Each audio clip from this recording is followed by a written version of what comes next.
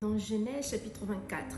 Alors pour les contextes de ce verset, Genèse chapitre 24, nous sommes en train de voir Abraham, étant déjà vieux, il était à la recherche d'une femme pour son fils Isaac. Alors pour ça, il devait déléguer un de ses serviteurs.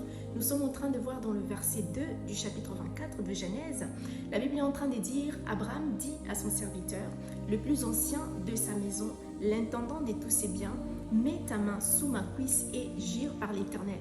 Alors sur ce, Abraham ne pouvait pas aller parce qu'il était déjà vieux. Alors il a délégué un de ses serviteurs pour aller à la rencontre ou à la recherche de cette femme pour son fils. J'aimerais parler aujourd'hui des critères. Oui, Rebecca avait répondu aux critères qui étaient les critères que le serviteur le plus ancien de la maison d'Abraham cherchait.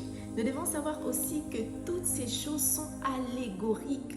Oui, toutes ces choses sont en train de relater en réalité la relation qui existe aujourd'hui entre l'épouse qui est l'Église et Christ. Bien-aimé, Abraham, c'est l'image du Père qui est en train de chercher une épouse pour son fils. Et Isaac est en train de remplir l'image de Christ.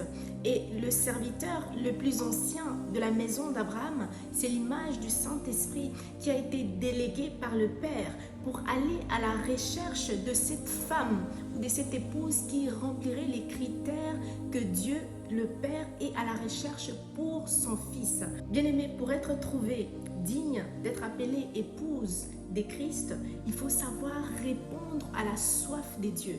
Et la soif des dieux, c'est de faire les désirs de l'Esprit Saint. La Bible est en train de dire dans Galates chapitre 5 verset 16, la Bible dit ceci, je dis donc, marchez selon l'Esprit pour ne pas accomplir les désirs de la chair.